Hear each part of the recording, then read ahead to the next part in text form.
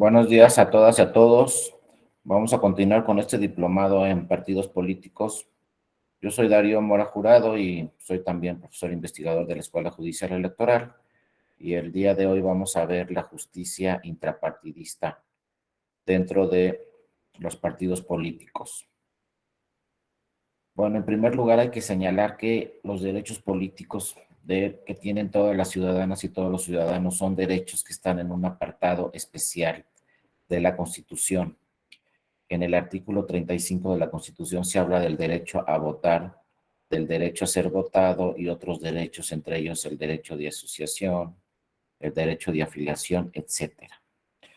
Bueno, estos derechos los debe de proteger cualquier autoridad electoral, pero tenemos que distinguir rápidamente cuáles son los derechos humanos, cuáles son los derechos fundamentales y cuáles son los derechos políticos, porque son distintas autoridades las que le deben dar protección a estos derechos. Los derechos humanos son los derechos inherentes a la persona. Los derechos humanos son derechos universales que tienen todas las personas en cualquier parte del mundo. Esos son los derechos humanos. Entonces, si yo soy una persona que nací en Brasil, tengo derechos humanos. Si soy de China, tengo derechos humanos. Si soy de Francia, tengo derechos humanos. Y si soy mexicano, también tengo derechos humanos. Sin embargo, el segundo nivel son los derechos fundamentales. ¿Cuál es la diferencia entre derechos humanos y derechos fundamentales? Esa es la primera distinción que tenemos que tener clara. Los derechos fundamentales ya no son todos los derechos humanos que tienen todas las personas en cualquier parte del mundo. Los derechos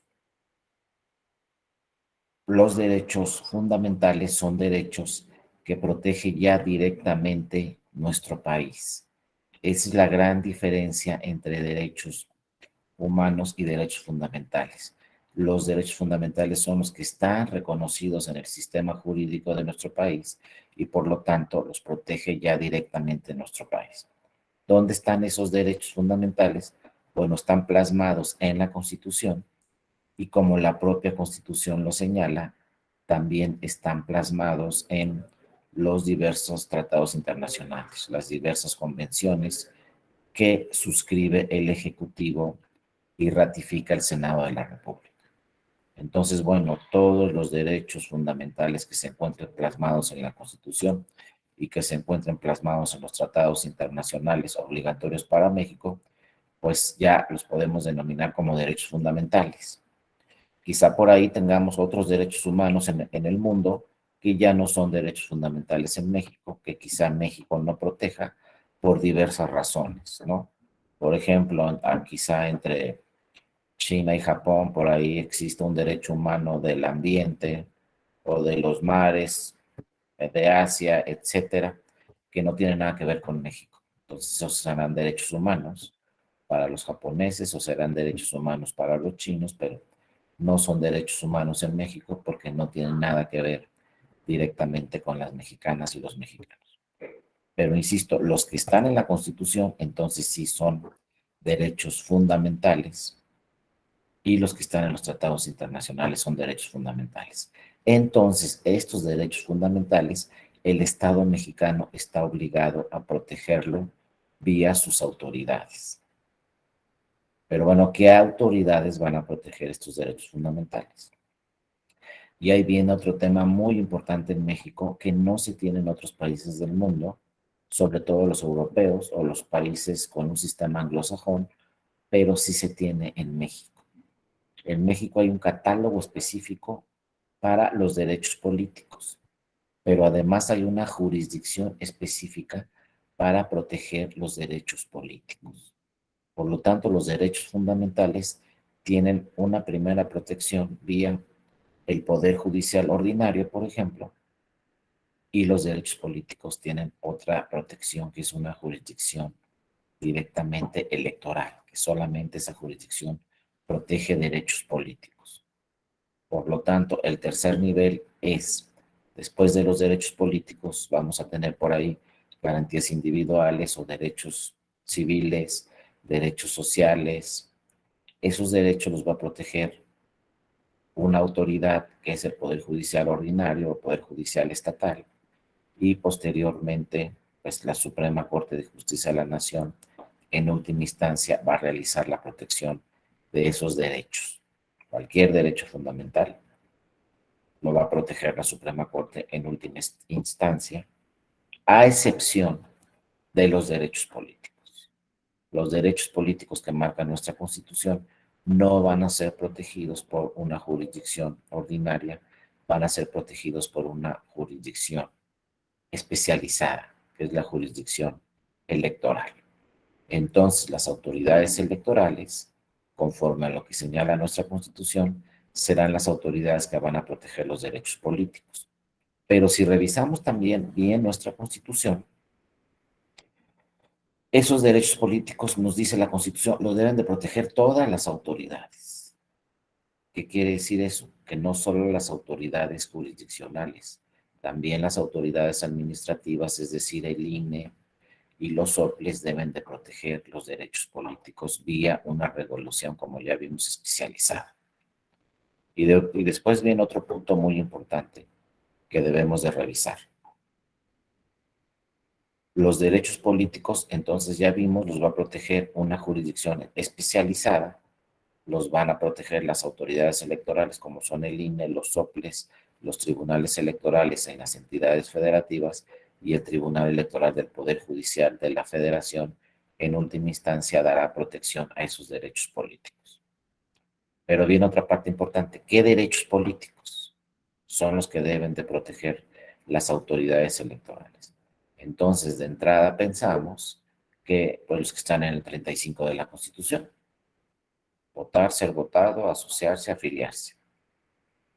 Pero de repente nos podemos encontrar con otros derechos que pueden ser políticos o no, y entonces pueden ser protegidos por la autoridad jurisdiccional electoral o no. ¿Cuáles son esos derechos? Yo les pregunto, bueno, si hablamos del derecho a ser votado, lo va a proteger obviamente la autoridad electoral.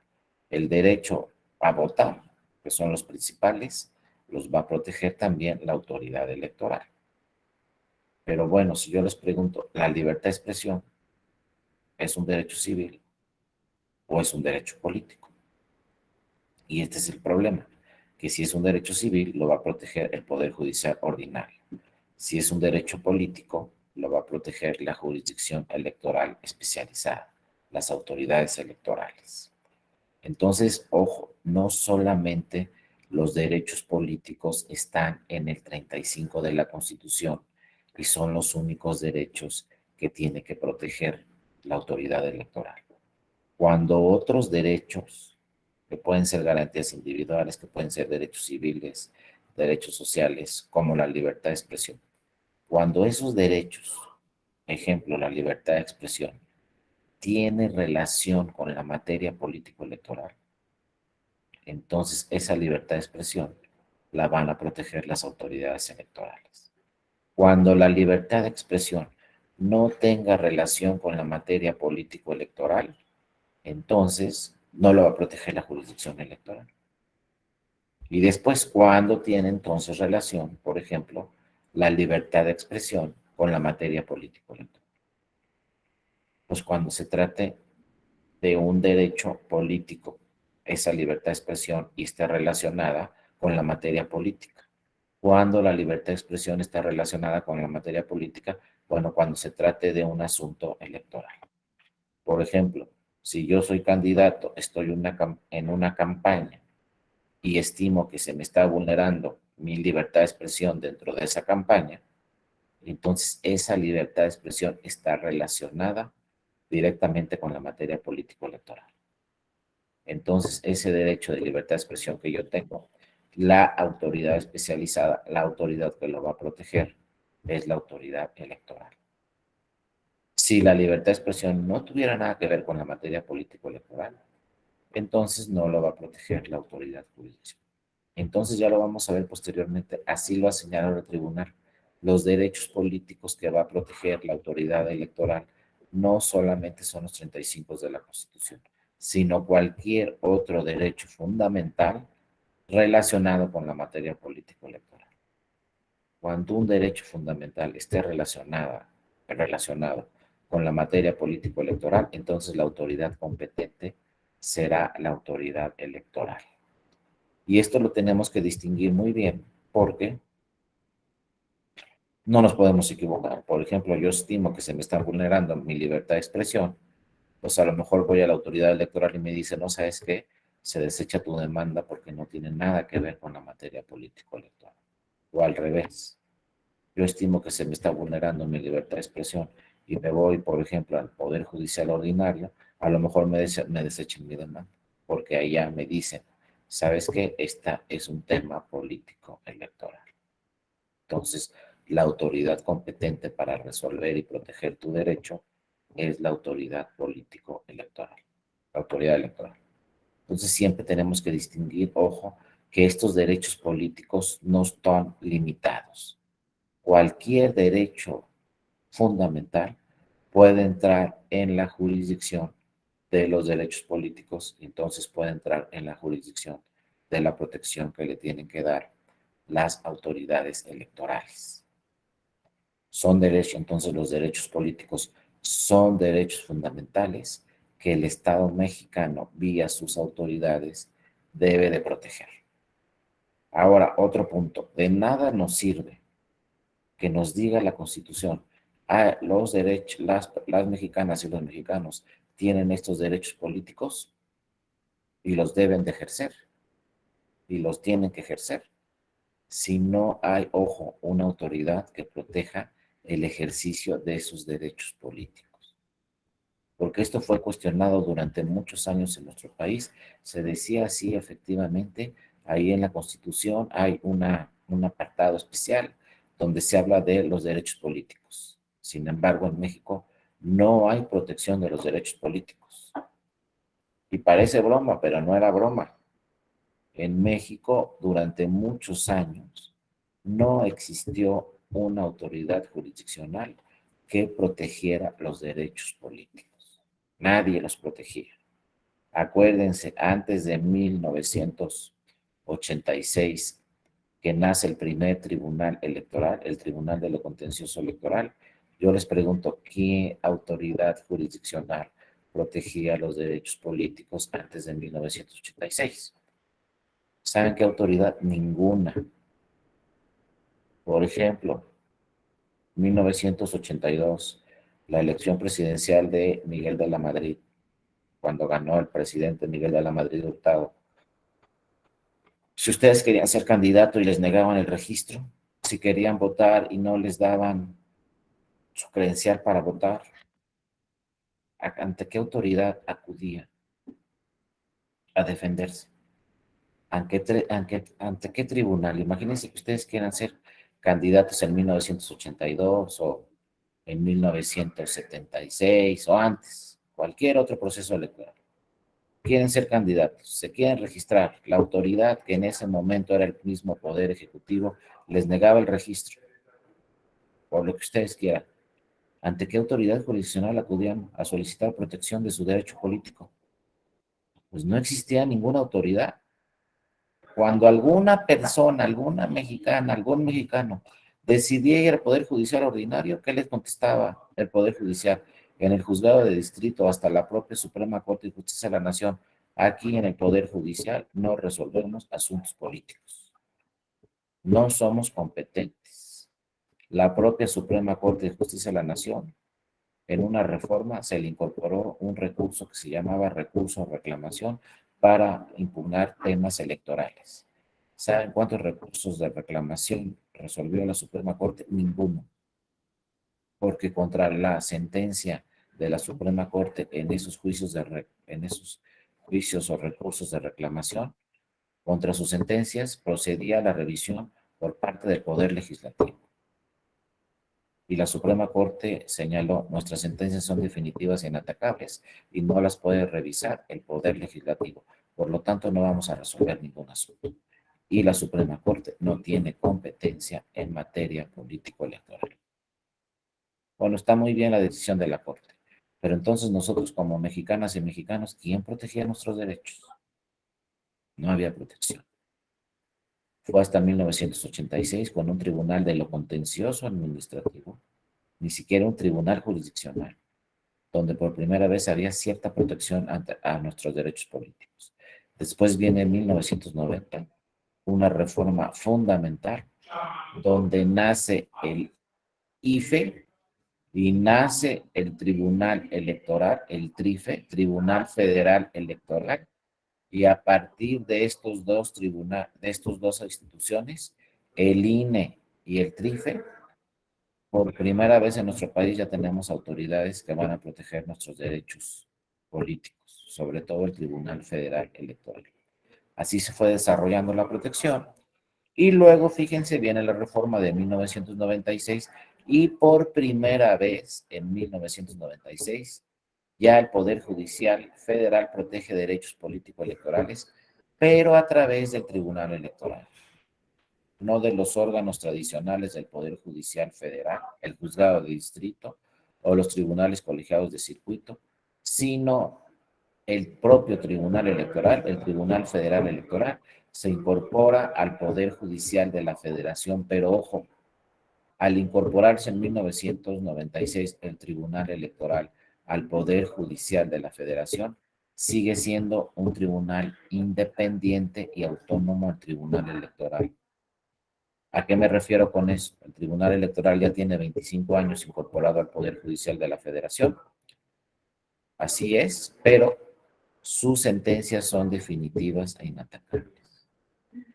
¿Qué quiere decir eso? Que aunque esté incorporado al Poder Judicial de la Federación, seguimos con una jurisdicción especializada para la protección de los derechos político-electorales de todas las personas. En pocos países en el mundo tenemos esta protección especializada. En Europa hay un tribunal constitucional en cada país y ese tribunal constitucional en cada país europeo pues protege todos los derechos, incluyendo los políticos.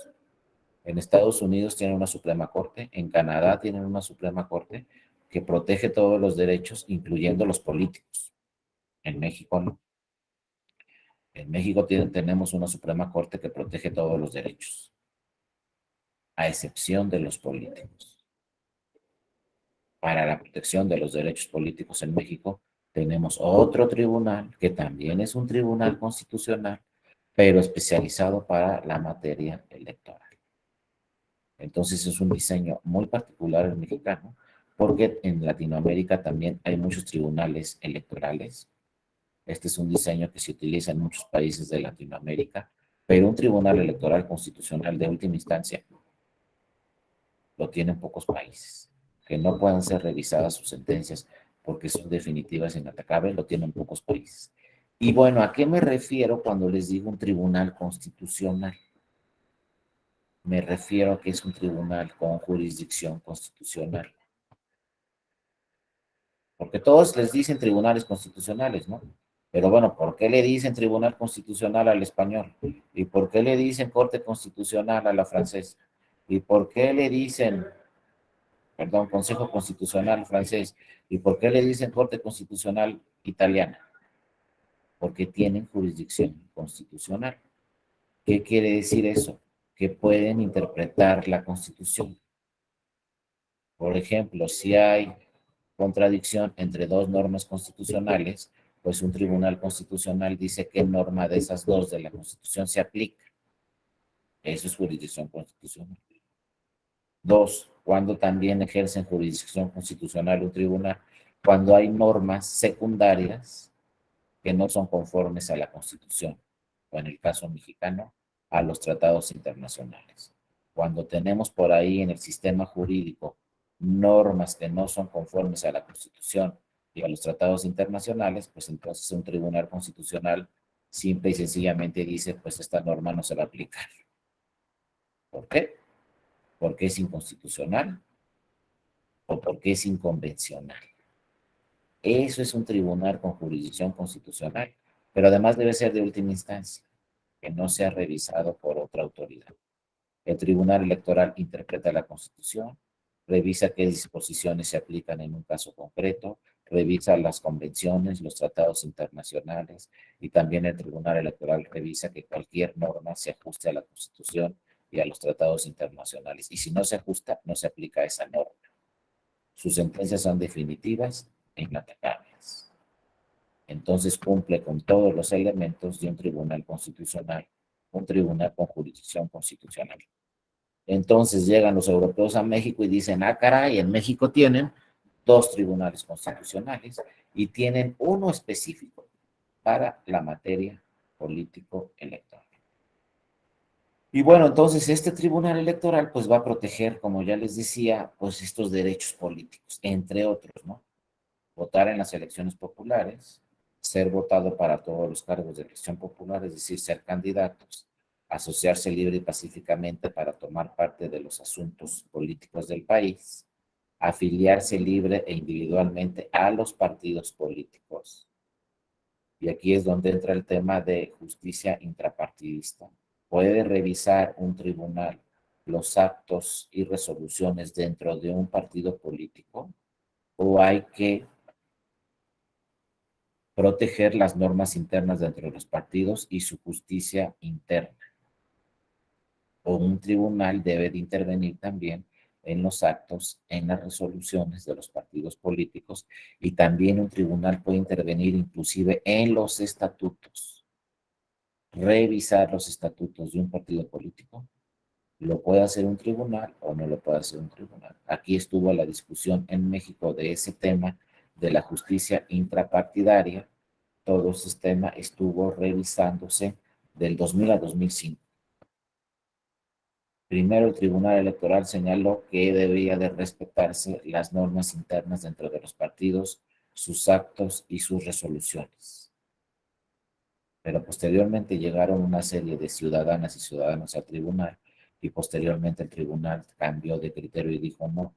Bueno, tratándose de la militancia, tratándose de actos o resoluciones donde se ve afectado el derecho político de algún militante, inclusive de algún dirigente, pues se abre la puerta al Tribunal Electoral para que el Tribunal Electoral intervenga en los asuntos políticos dentro de los partidos políticos, inclusive entre sus normas estatutarias. Ya vamos a ver algunos criterios que ha emitido el tribunal, pero no crean que desde un principio, si yo soy militante, presentaba un JDC, me iba al tribunal y el tribunal iba a proteger mis derechos políticos. Al principio no, porque había que respetar las normas internas, la justicia dentro de los partidos políticos.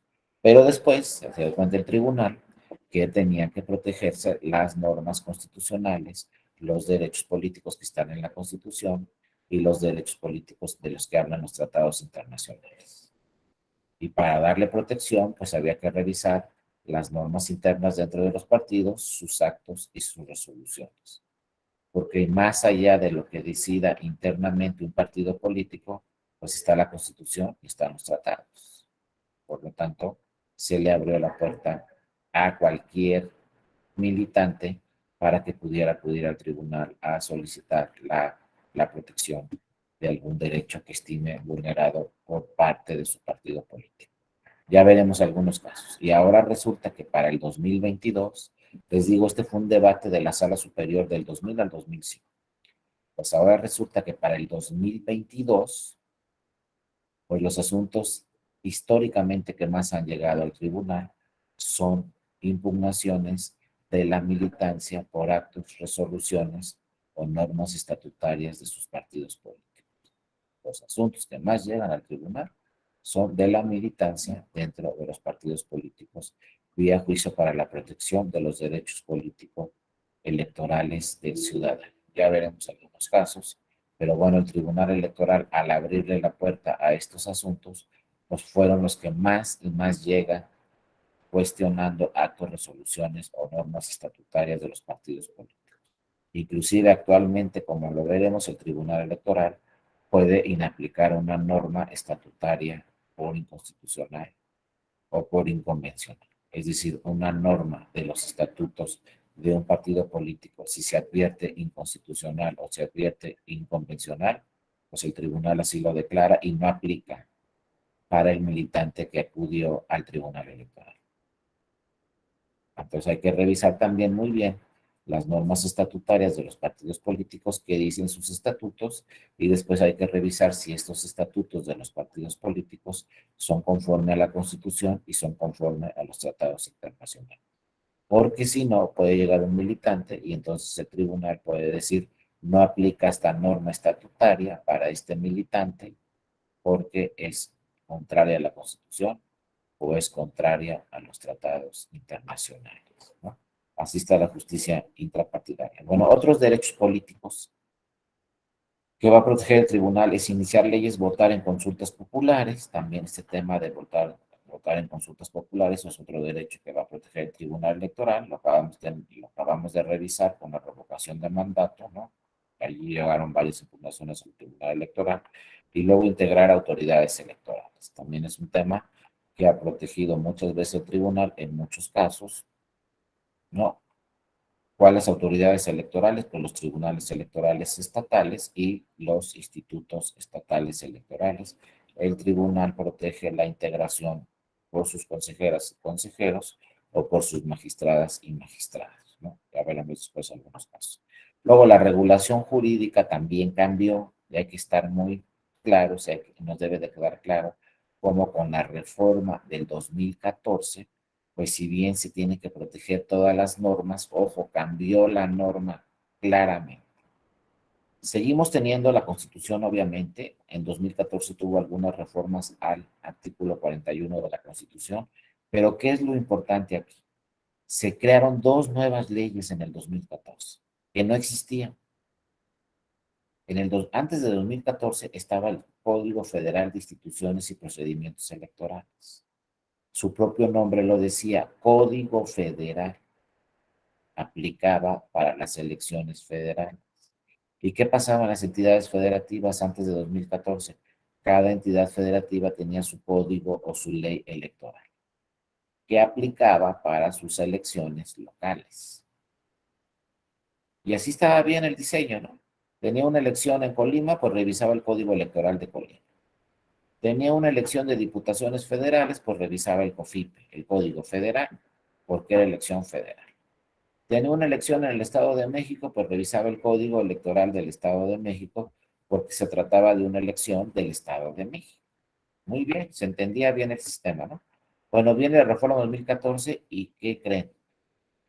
Desaparece el COFIP. Ya no tenemos código federal.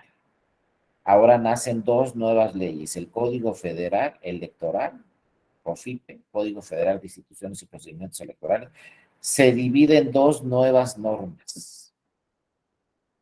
Pero vean, ¿qué pasó aquí? Nace la Ley General de Instituciones y Procedimientos Electorales, la LEGIPE, antes COFIPE, como se dice aquí, pero nace una nueva ley, la Ley General de Partidos Políticos.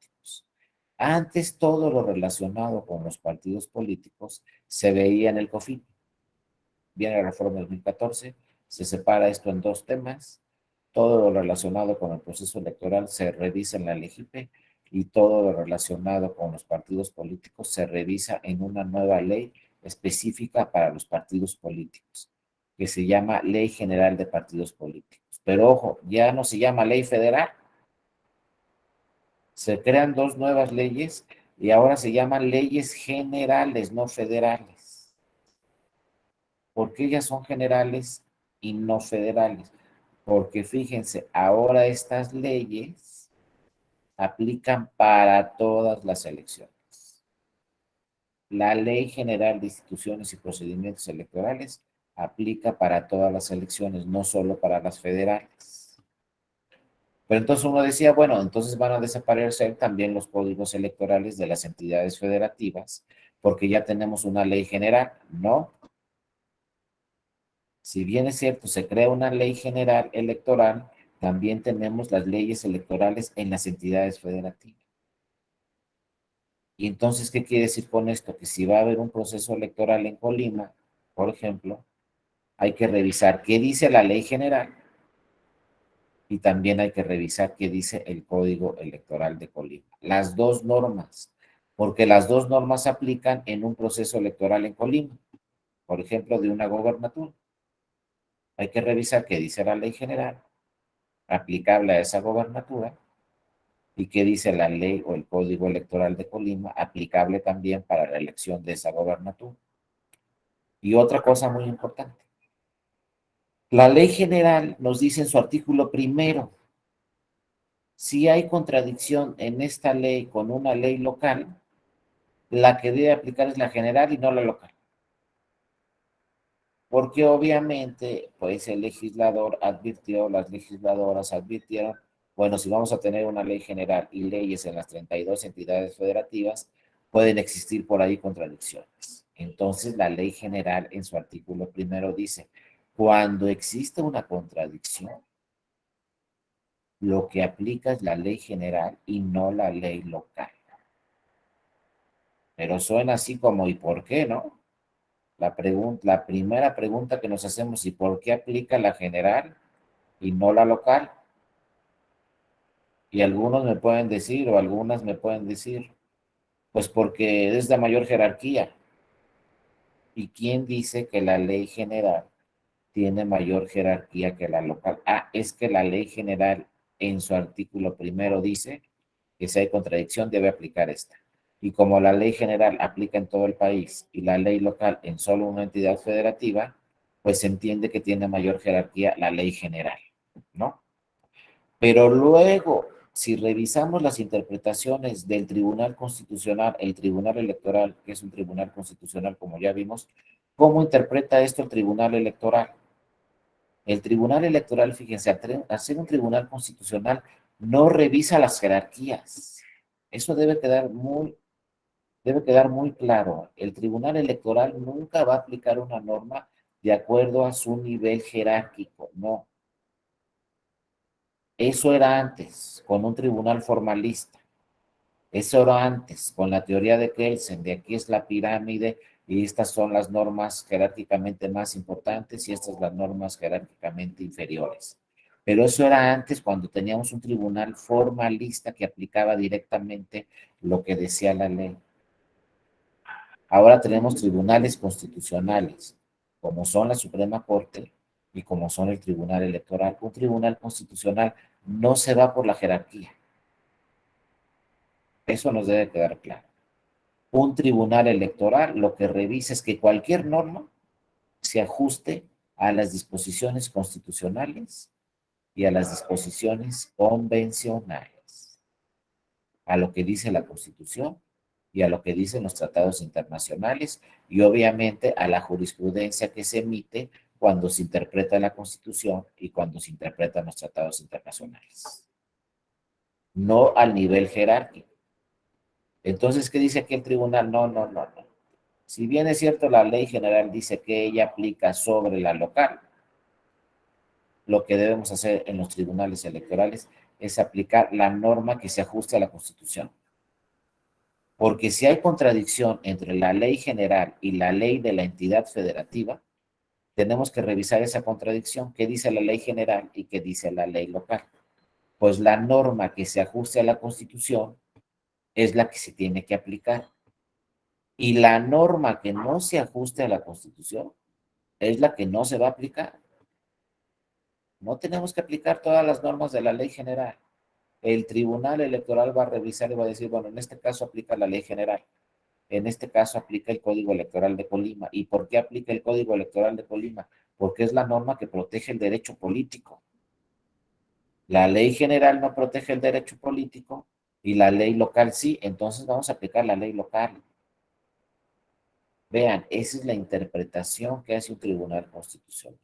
Entonces, ojo, si bien es cierto, tenemos dos nuevas leyes generales que aplican para todas las elecciones, también un tribunal electoral puede decir, aunque sea una ley general, esta norma es inconstitucional o esta norma es inconvencional y no aplica.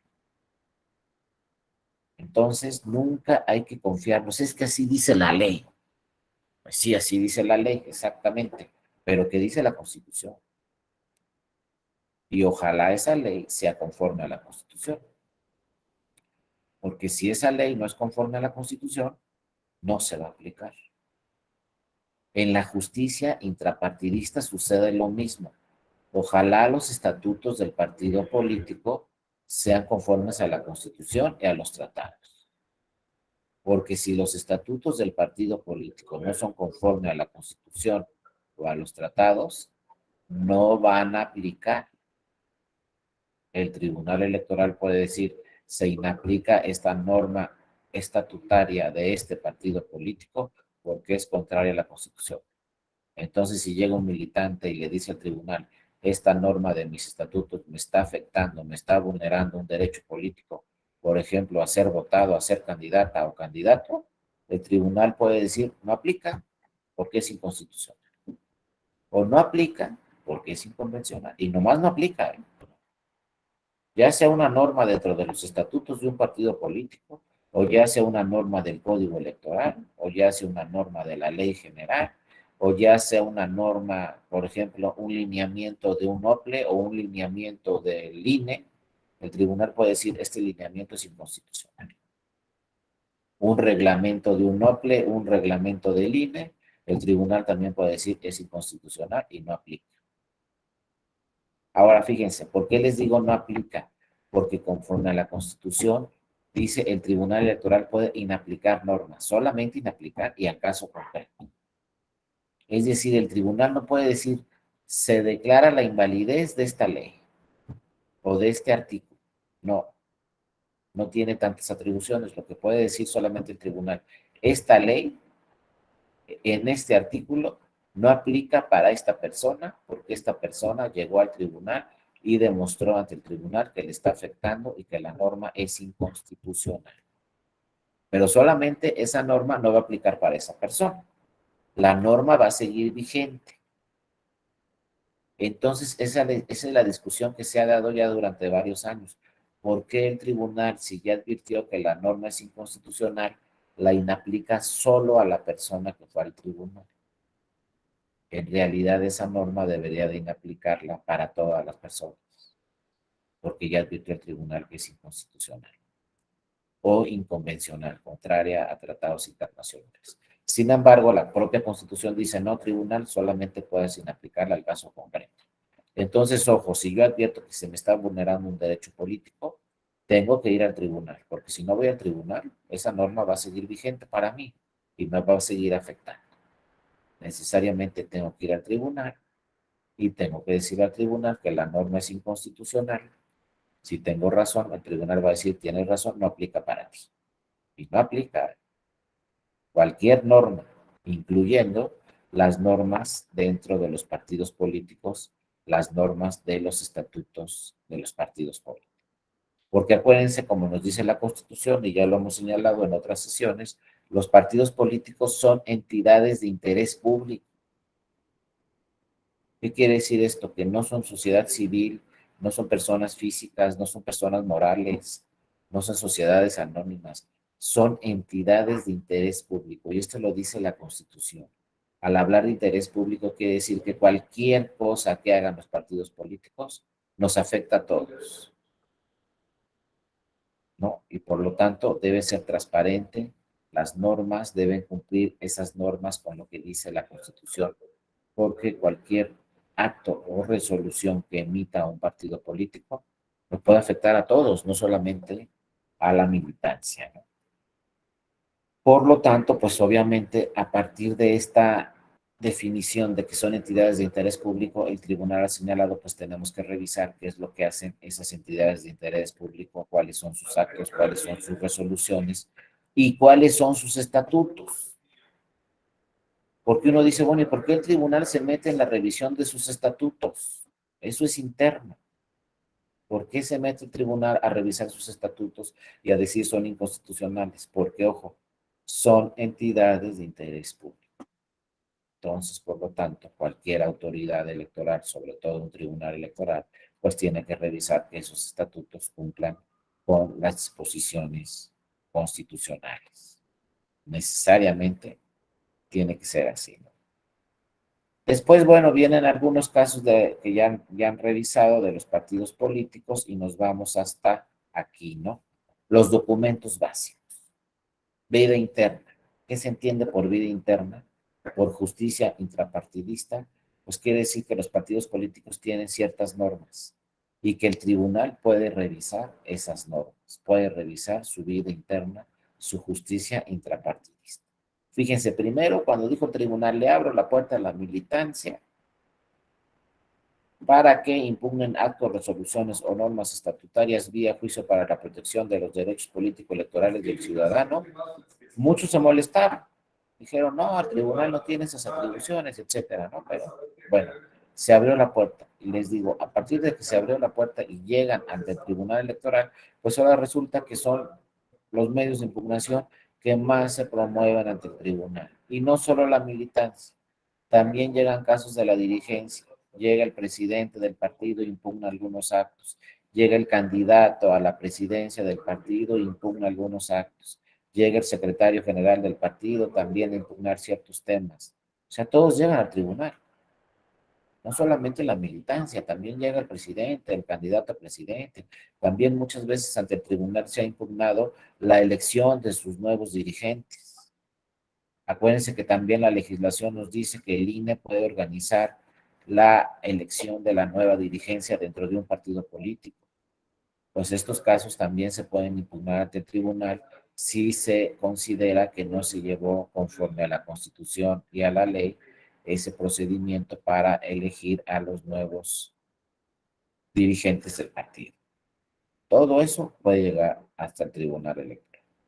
Bueno, pero de los primeros documentos, los documentos básicos de los que nos habla esta ley general de partidos políticos, pues nos habla que los partidos políticos tienen que tener una declaración de principios, los partidos políticos tienen que tener un programa de acción y sobre todo los partidos políticos tienen que tener sus estatutos.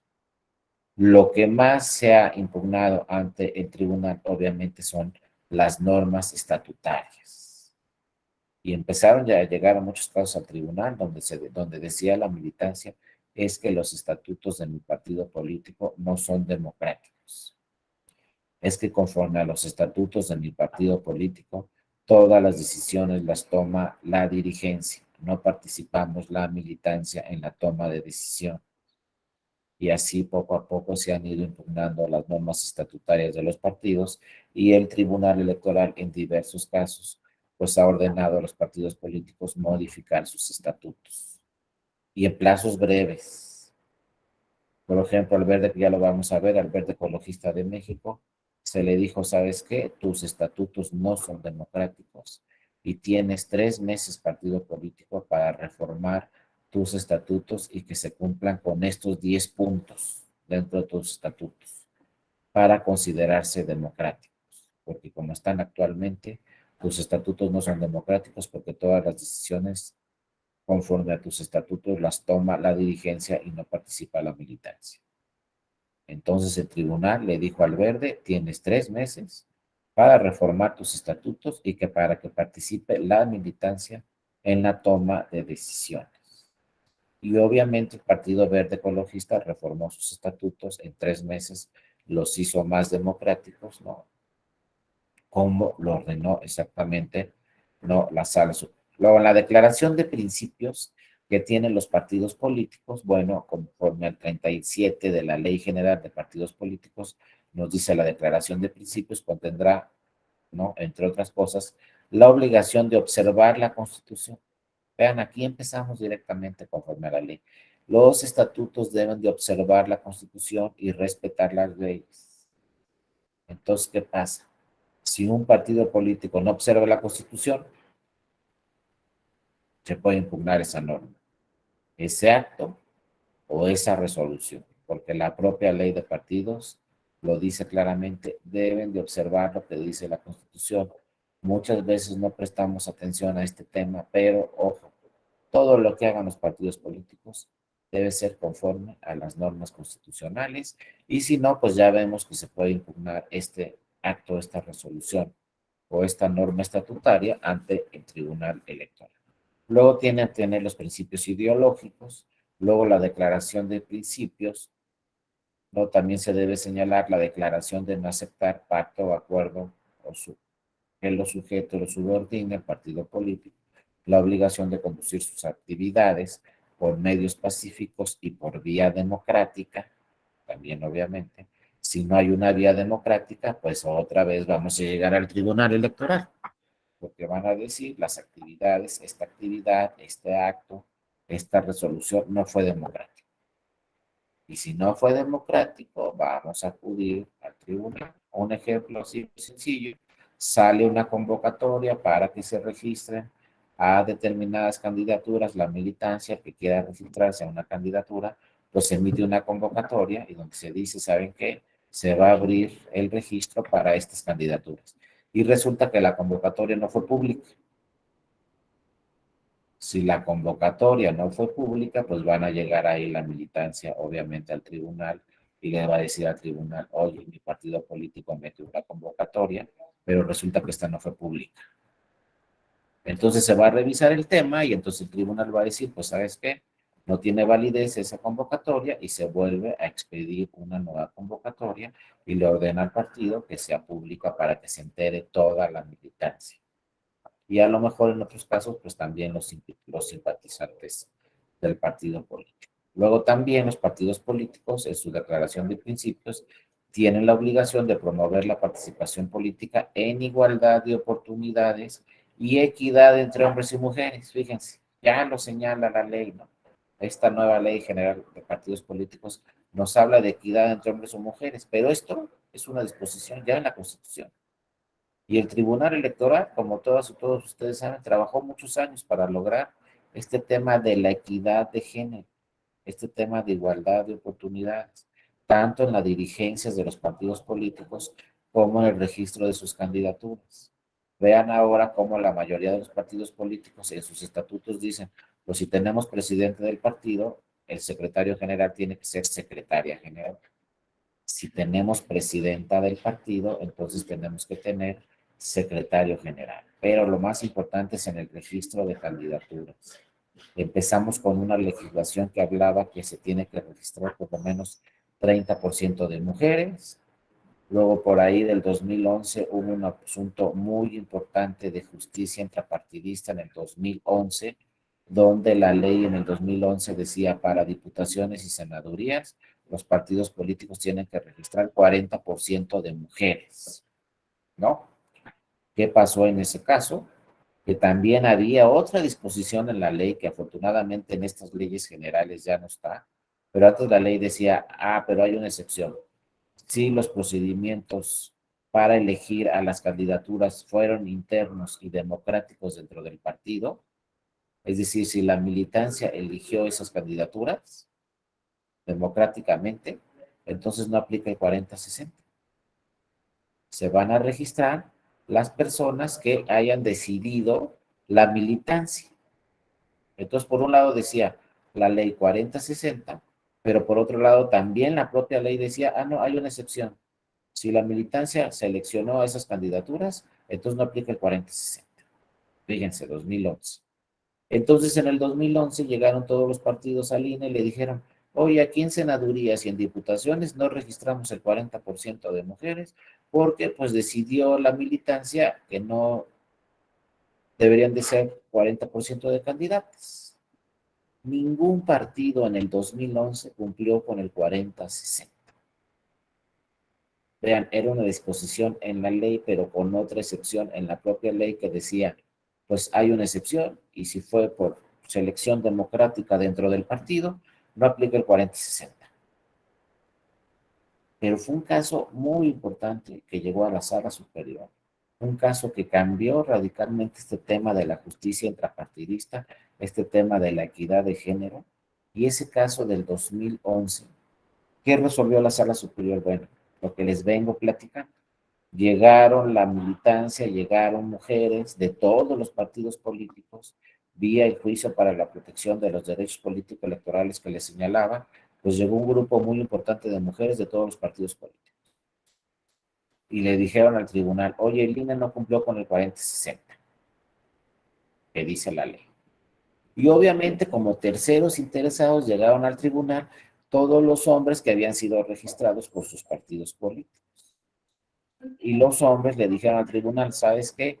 El INE no cumplió con el 40-60 porque hay una excepción en la ley que dice que si son en procedimientos internos democráticos, no aplica el 40-60. Y entonces, vean, ahí había una contradicción en la ley. Por un lado, la ley decía 40-60, equidad de género, y por otro lado, la ley dice, pero hay una excepción.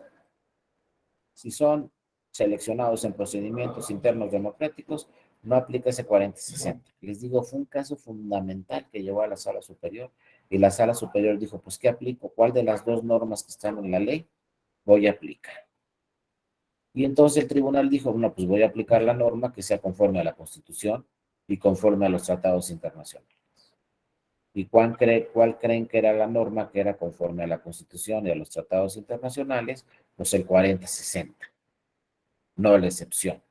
La excepción era una norma realmente inconvencional, contraria a tratados internacionales, contraria al principio de equidad de género. Entonces dice el tribunal, aplica el 40-60 y entonces el tribunal le ordena a todos los partidos políticos sin excepción, no me acuerdo del plazo, pero creo que les dijo a los partidos, tienen 3 días para modificar sus candidaturas y registrarme 40% de mujeres para el Senado de la República y 40% de mujeres para diputaciones federales, tanto por mayoría relativa como por representación proporcional. Inclusive en el 2011 ordenó el tribunal y dijo, ¿y saben qué? No me aplican a de 2009 de las Juanitas, propietaria y suplente. Tienen que registrarme 40% de propietarias y 40% de suplentes. Es decir, en la fórmula debe ser tanto mujer propietaria como mujer suplente. No nos vaya a pasar lo que en 2009, que la mujer era propietaria, el suplente era hombre, llegaron las mujeres al Congreso y renunciaron y entró el hombre suplente en 2009. Para que no sucediera eso en el 2012, dijo el tribunal, me registran mujeres propietarias y mujeres suplentes, 40%. Los partidos tuvieron 3 días para modificar todas sus candidaturas y registrar 40% de mujeres. ¿Qué sucedió ahí? Otro tema muy interesante. Dicen por ahí, ¿no? Yo soy abogado y no les puedo decir si es cierto o no es cierto, pero dicen por ahí que los partidos dijeron, pues tenemos que registrar 40% de diputadas y tenemos que registrar 40% de senadoras. Bueno, pues lo que vamos a hacer es registrarlas en los distritos históricamente perdidos por nuestro partido. Yo no sé si fue cierto o no, pero así se dijo. Pero viene el tema más importante. Vino la elección del 2012 y entonces en esa elección de 2012, pues se dijo, pues se registró un 40% de mujeres. Pero ¿saben qué? Nadie va a votar por las mujeres en diputaciones y en senadurías. Pues gran sorpresa. En el 2012, la ciudadanía sí votó por las mujeres, tanto en diputaciones como en senadurías, y por ahí del 2012 las elecciones arrojaron que había en ambas cámaras más del 30% de mujeres, tanto en el Senado como en la Cámara de Diputadas y Diputados. Hablábamos de un 35% de mujeres, de un 37% de mujeres. Y entonces ya subió muchísimo la representación de las mujeres, vean, vía este JDC y vía este procedimiento intrapartidista.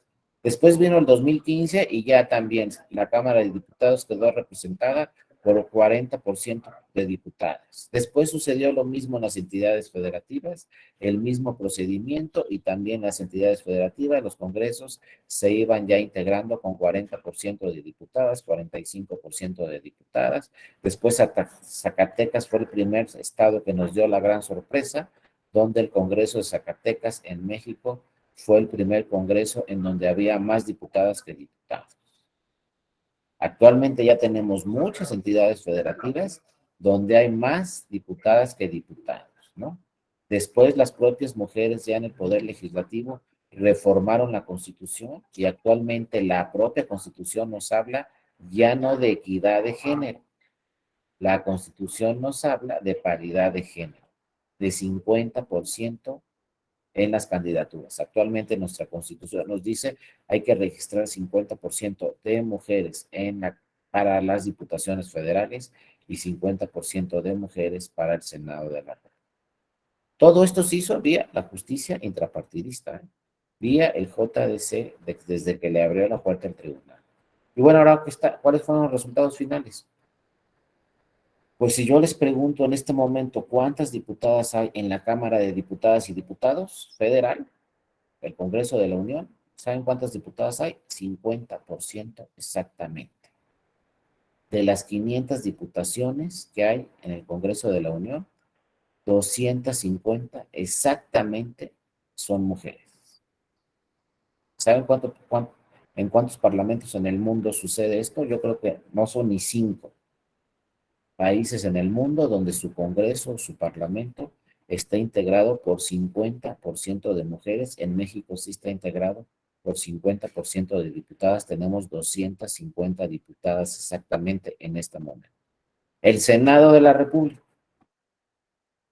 ¿Cómo está el Senado de la República en este momento? Pues ahí sí pasó un dato muy curioso. Fíjense, en el Senado de la República son 128 senadores y 128 senadoras y senadores. 128 escaños. Viene la elección del 2018 y ¿saben cómo quedó? Pues de esos 128 escaños, 65 eran hombres y 63 mujeres. Casi una paridad de género exacta en el Senado de la República. Pero luego sucedió un dato muy curioso, fíjense. Si yo les pregunto, ¿por qué tuvimos elección de senadores y senadoras en Nayarit el año pasado, en 2021? ¿Por qué? Si en el 2021 era una elección intermedia con solamente diputaciones federales. ¿Cómo que elecciones para el Senado de la República en el 2021? Pues sí, en el 2021 en el estado de Nayarit hubo elección para el Senado de la República, nada más en Nayarit. ¿Por qué? ¿Qué sucedió en Nayarit? Bueno, en Nayarit el candidato que ganó al Senado de la República, bueno, uno de los candidatos que ganó al Senado de la República en Nayarit, pues iba con su fórmula, ¿no? Propietario y suplente. El suplente nunca pudo ejercer el cargo, nunca pudo ser elegible el suplente, porque era una persona, el candidato que ganó era una persona que pertenecía a un culto religioso y no renunció en tiempo. Entonces el candidato al Senado que ganó entró solo, no entró con suplente, porque el suplente era inelegible. Bueno, así estuvo 2018, 2019, 2020, pues resulta que en el 2020 dice, ¿saben qué? Pido licencia. ¿Cómo que pides licencia? Sí, porque me voy a competir para gobernador en Nayarit. Y no había suplente. Entonces pidió licencia y se quedó ahí el escaño, ¿no? Se quedó ahí el escaño sin suplente, por lo tanto estaba ahí vacío porque él pidió licencia, se quedó ahí solo el escaño, pidió licencia, se fue de candidato a gobernador, y luego, ¿qué pasa en 2021? Gana la elección de gobernador. Y entonces ya no teníamos propietario ni suplente, quedó un vacío en ese escaño.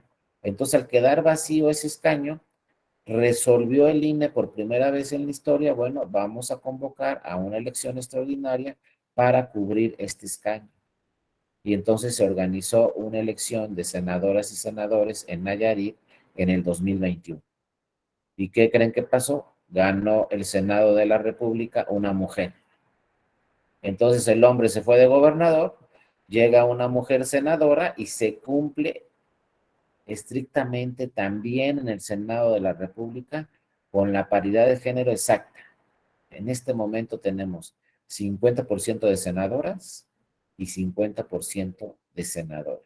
Entonces vean cómo abrirle la puerta a esta justicia intrapartidista se fue trabajando sobre muchos temas, sobre todo de equidad de género, que ahorita pues ya lo tenemos completo en ambas cámaras. Y les digo, si revisamos en las entidades federativas, muchas entidades federativas están 50-50, otras 48-52, y en otras entidades federativas hay más diputadas que diputados.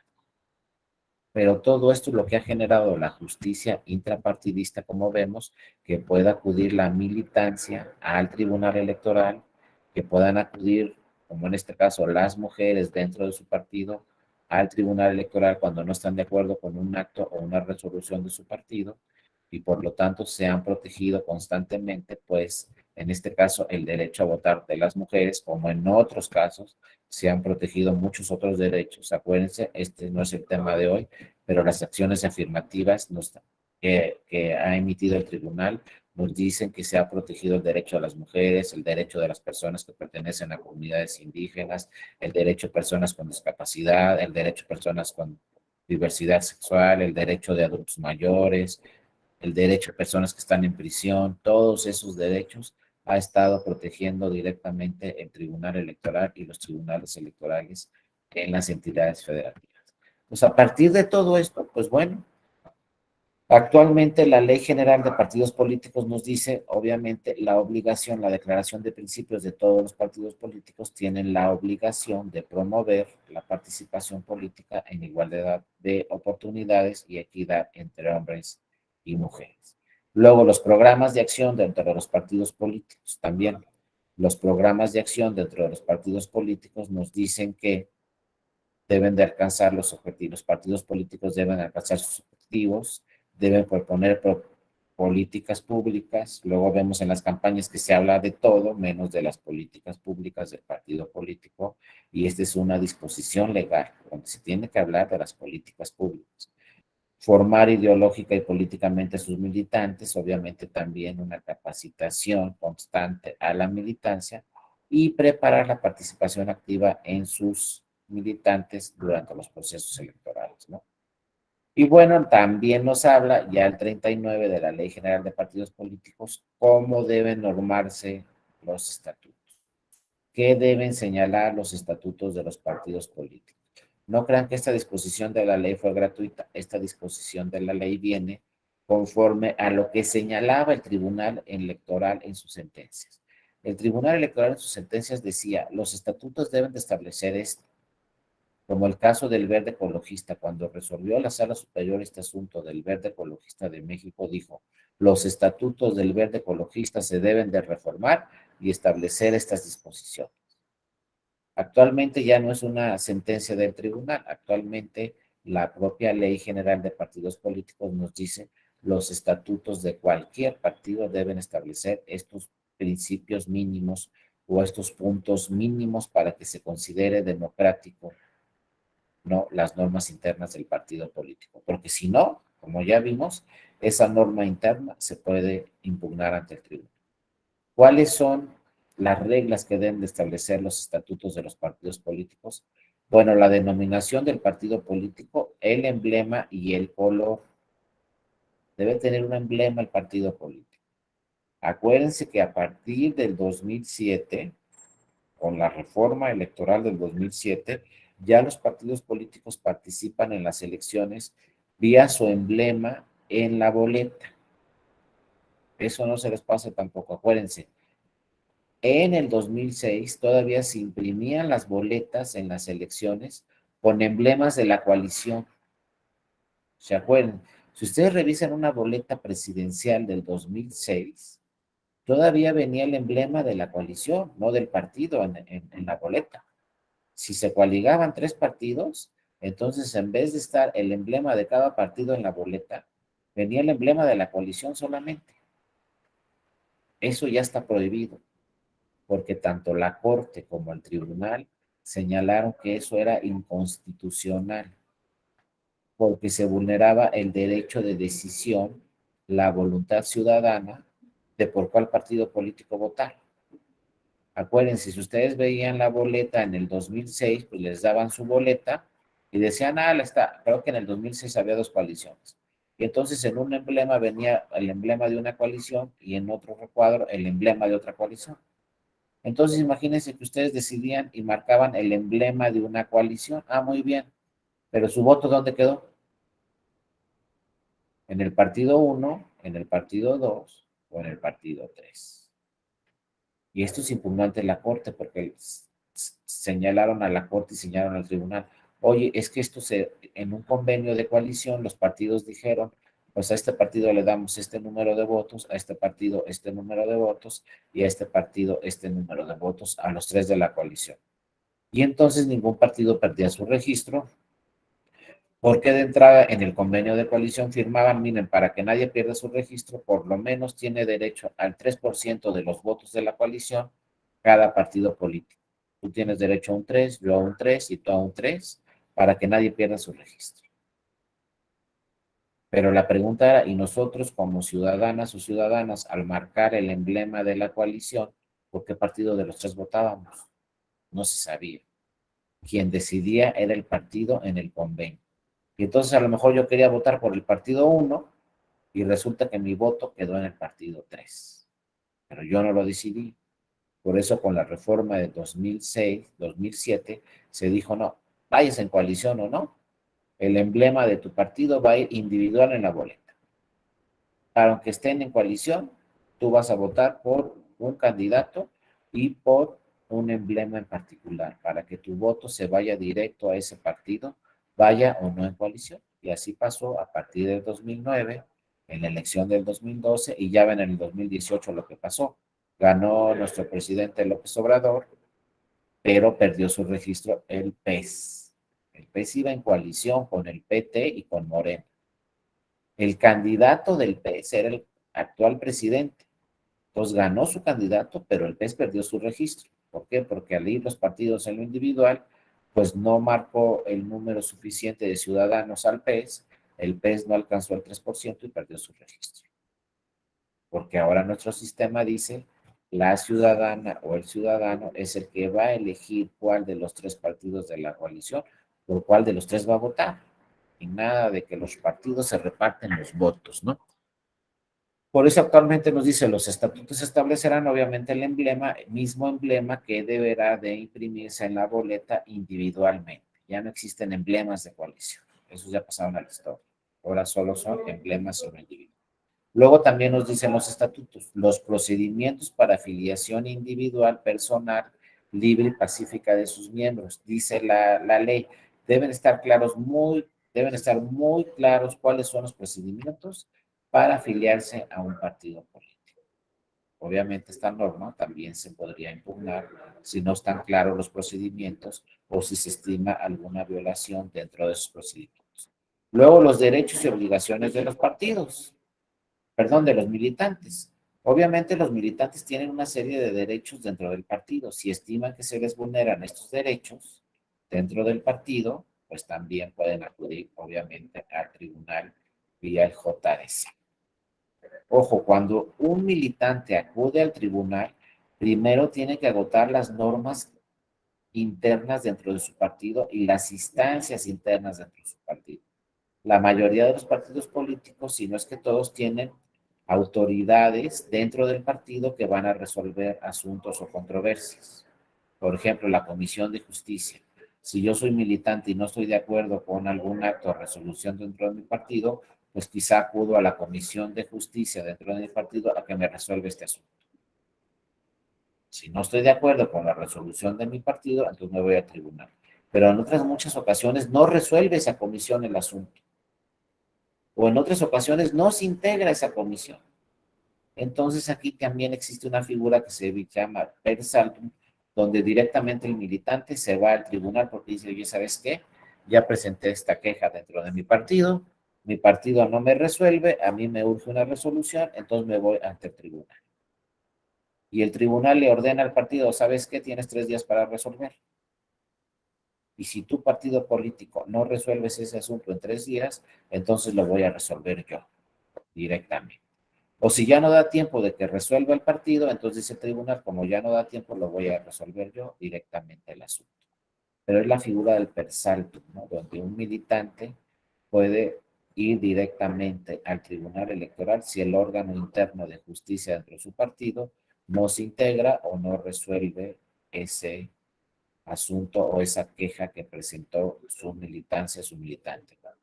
También nos hablan los estatutos de la estructura orgánica bajo la cual se organiza el partido político. En esta estructura orgánica, pues también les digo, debe de haber algún órgano de justicia intrapartidista dentro del partido, algún órgano que se encargue de resolver las controversias dentro de su partido político. También los estatutos obviamente deben de establecer las normas y procedimientos democráticos para la integración y renovación de los órganos internos. Vean cómo dicen normas estatutarias, pero también procedimientos democráticos para integrar y renovar los órganos internos, como la propia presidencia del partido, el secretario general del partido y otros órganos internos. Pero vean cómo dice claramente la ley de procedimientos democráticos. También muchas veces llegan al tribunal y dicen, oye, aquí ya se eligió a un nuevo presidente, pero el procedimiento no fue democrático. O ya se eligió a un nuevo secretario general, pero el procedimiento no fue democrático. O sabes que este presidente ya venció su plazo, su encargo, y sigue siendo el presidente. No se ha convocado a una nueva elección para elegir a un nuevo presidente o a un nuevo secretario general. Todos estos casos también pueden llegar, obviamente, ¿no?, al tribunal vía JDC. Luego, las normas y procedimientos democráticos para la postulación de candidaturas.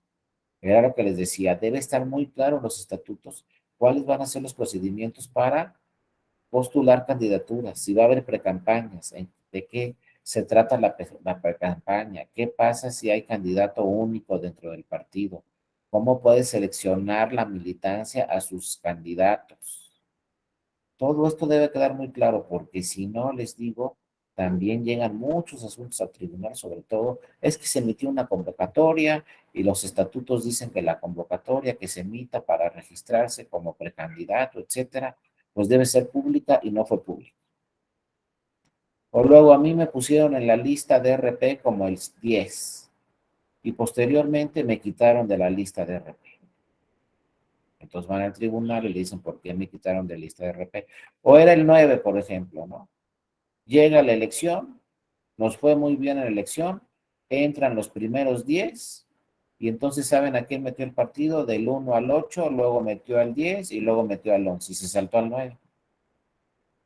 Entonces llega el 9 al tribunal y le dice, oye, yo era el 9 y resulta que entró el 11 y no entró el 9, o me sustituyó mi partido político de esa candidatura, etcétera. Todos esos asuntos son los que llegan constantemente al tribunal vía JDC.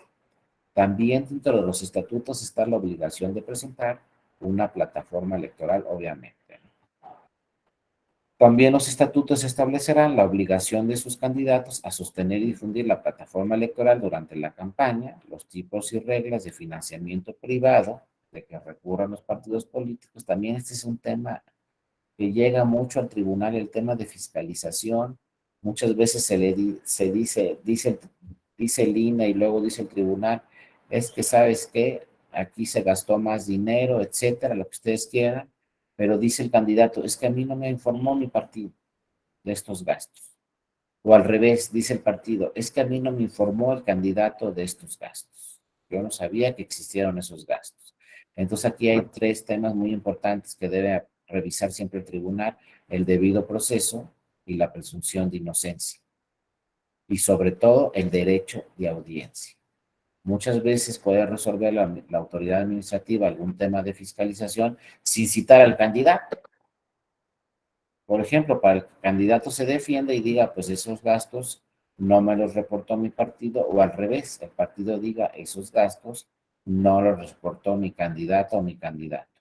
Pero el derecho de audiencia lo deben de cumplir claramente todas las autoridades administrativas y jurisdiccionales, porque es un derecho constitucional y es un derecho convencional. La presunción de inocencia también es un derecho constitucional y un derecho convencional, y el debido proceso. Entonces hay que tener mucho cuidado en todo este tema y hay que revisar, obviamente, dentro de los estatutos las reglas, sobre todo del financiamiento privado, porque las reglas del financiamiento público ya están muy claras, ¿no? Desde la ley electoral. Luego, las normas, plazos y procedimientos de justicia intrapartidaria, lo que les decía. Debe haber normas, plazos para la justicia, es decir, para que un órgano resuelva asuntos dentro del partido. Debe haber un órgano de justicia necesariamente dentro del partido, así lo exige la ley. Entonces, si yo soy militante y me está afectando un acto o una resolución dentro de mi partido, primero tengo que agotar la instancia de justicia dentro de mi partido. Pero luego no se integra o luego no me resuelve esa instancia dentro de mi partido, entonces me voy al Tribunal Electoral. O si me resuelve y no estoy de acuerdo con esa resolución, también impugno esa resolución ya directamente ante el Tribunal Electoral. Y un tema muy importante que se incorporó en esta Ley General de Partidos Políticos es mecanismos alternativos de solución de controversias. Aquí nos dice la ley, no todo tiene que impugnarse ante la Comisión de Justicia, debe tenerse un mecanismo alternativo de solución. Y eso yo creo que es una muy buena vía para que no lleguen tantos asuntos al tribunal, sino los partidos políticos deben de crear autoridades dentro de sus partidos, órganos de sus partidos que realicen mecanismos alternativos de solución. ¿Sabes qué? No te vayas al tribunal. ¿Cuál es tu problema Bueno, vamos a llegar a este acuerdo. Vamos a solucionar el tema así. Porque si no, las estadísticas del tribunal nos dicen que cada año llegan más asuntos de justicia intrapartidaria ante el tribunal y de todos los partidos políticos, sin excepción, llega la militancia y llega la dirigencia al tribunal a impugnar actos o resoluciones dentro del partido. Entonces, estos mecanismos alternativos de solución de controversias hay que fortalecerlos dentro de los partidos. Es muy importante el tema, ¿no? Y luego, bueno, las sanciones aplicables a los miembros que infrijan disposiciones internas. Cuando no se cumpla con una disposición interna, pues obviamente se puede sancionar a la militancia por parte de las autoridades dentro de su partido. Adelante, Joel, buenos días, te escuchamos. Buenos días, profe. Buenos días a todos y a todos. De hecho, digo, para comentar algo, tengo entendido, nada más que no vi yo esta sesión de la Sala Superior, que el 11 de mayo bueno, está en el orden del día, pero ya lo había visto yo que la Sala Superior trae como la intención, o hay una intención de aprobar una tesis donde los órganos internos de los partidos que se encargan de impartir vaya justicia al interior de los partidos puedan aplicar sus propias normas estatutarias o reglamentarias, siempre y cuando pues sea salvaguardando el contenido constitucional. Digo esto con la finalidad precisamente de lo que usted nos comentaba de este control convencional y constitucional y el tema de los órganos internos de los partidos. No sé, y por eso lo comento, no sé si esta tesis se aprobó o no, la estoy buscando, pero pues no la encuentro dentro del catálogo, vaya. Así es, Joel, todavía no lo tenemos publicado este asunto, no sé si sea todavía un precedente y todavía no esté como tesis, en eso está la Sala Superior. No recuerdo yo exactamente si ya se pronunció al respecto y si ya podría ser, pues de entrada tesis, ¿no? Porque acuérdense que para que sea jurisprudencia necesitamos 3 resoluciones en un mismo sentido, pero ojo, también es muy importante revisar el tema del Poder Judicial Federal, la reforma que se dio al Poder Judicial, que esperemos que también impacte al Tribunal Electoral, donde ya una sola sentencia es un precedente y no se necesitan más para que se siente jurisprudencia, pero sí, si ahorita lo buscamos directamente como tesis, todavía no está ahí publicada, habrá que revisar, hay que ver efectivamente cómo se resolvió ese asunto. Le voy a dar una revisada directamente al asunto, porque bueno, si ya se resolvió de esa forma, pues ya por lo menos es un precedente. Y es un precedente donde ya queda claro que el tribunal, la sala superior, señaló lo que se nos dice Joel. Y bueno, es un tema que, fíjense, evolucionó, porque al principio se decía, el tribunal no pueden aplicar normas, fíjense, así empezó la discusión. El Tribunal Electoral Federal no pueden aplicar normas, porque no es un tribunal constitucional, solamente lo puede hacer la Suprema Corte. Luego vino la reforma de 2007 y se dijo, no, también el tribunal ya directamente se decía en la Constitución el Tribunal Electoral pueden aplicar normas. Luego vino aquí la discusión grande si los tribunales electorales en los estados podían inaplicar normas. Y ya también hay ahí una tesis donde dice el Tribunal Electoral, la Sala Superior, que también los tribunales electorales estatales pueden aplicar normas, obviamente dentro de su competencia. Un tribunal electoral, por ejemplo, el Tribunal Electoral de Colima puede aplicar normas del Tribunal Electoral de Colima solamente. Y el Tribunal Electoral de Baja California Sur, pues pueden aplicar normas solamente de la legislación de Baja California Sur, pero sí pueden aplicar normas. Y ahora tenemos la discusión, esta muy interesante que señala Joel, si los órganos de justicia internos pueden aplicar normas estatutarias. Ahí tenemos el precedente, y si ese precedente sigue en el mismo sentido, pues va a ser un precedente más fuerte, y quizá después, como dice Joel, pues ya encontremos por ahí una jurisprudencia donde diga los órganos de justicia internos dentro de los partidos políticos, ojo, pueden aplicar normas estatutarias, ¿eh? No crean que la ley o el reglamento, etcétera, no. Normas dentro de su partido político. Entonces habrá que esperar que todos los partidos políticos tengan los órganos de justicia y estos órganos de justicia pues también tengan estas facultades conforme lo dice la legislación y los precedentes que puedan aplicar normas estatutarias. Porque sí tiene lógica, ¿no? Pues si hay una norma estatutaria, yo voy a mi órgano de justicia interno y le digo, hoy esta norma del estatuto, dentro de mi estatuto, es inconstitucional o es inconvencional. Y lo lógico es que primero revise esa norma el órgano de justicia interna. Y así no estoy de acuerdo con el órgano de justicia interna, entonces ya voy a la justicia ya electoral de un tribunal jurisdiccional.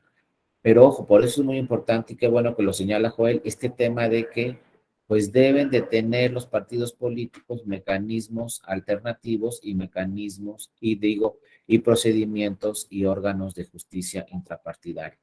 ¿A qué se refiere con esto la ley y el tribunal? A que lo más sano es que se resuelvan los asuntos dentro de los partidos políticos. Y si hay una norma del estatuto también inconstitucional, pues que esto se resuelva dentro del partido. O sea, hay que evitar ir a las autoridades electorales porque las autoridades electorales cada año tienen más procesos relacionados con este tema, ¿no? También actualmente está la discusión, y ya me han señalado muchas veces consejeras y consejeros, si un órgano administrativo, por ejemplo, un OPLE, podría aplicar una norma constitucional. Eso todavía no está directamente para los órganos administrativos. Todavía no hay un precedente que diga que esto lo pueden hacer los órganos administrativos, pero si lo que sí pueden hacer los órganos administrativos, obviamente, es aplicar la jurisprudencia a la sala superior. Y decir, bueno, yo no puedo decir que esta norma es inconstitucional, pero en esta jurisprudencia la sala superior ha interpretado este tema de tal forma. Y yo no lo estoy diciendo. Simplemente yo, como órgano administrativo, estoy aplicando la jurisprudencia del Tribunal Electoral. Pero bueno, es muy interesante el dato que señalas, Joel. Hay que esperar y ver si este precedente en siguientes asuntos, en siguientes sentencias, pues sigue resolviéndose de esta misma forma hasta que pues se forme jurisprudencia y ya le quede claro a los partidos políticos que desde las normas internas, desde sus propios órganos internos, se pueden declarar inconstitucionales o inconvencionales estas normas estatutarias. Pero por lo pronto sabemos que el sistema está muy completo. Si no lo hace el partido, se puede hacer por parte de la justicia ya electoral, ¿no? Por parte de los tribunales electorales. Ya queda claro que pueden aplicar una norma estatutaria cuando ésta se estime inconvencional o inconstitucional.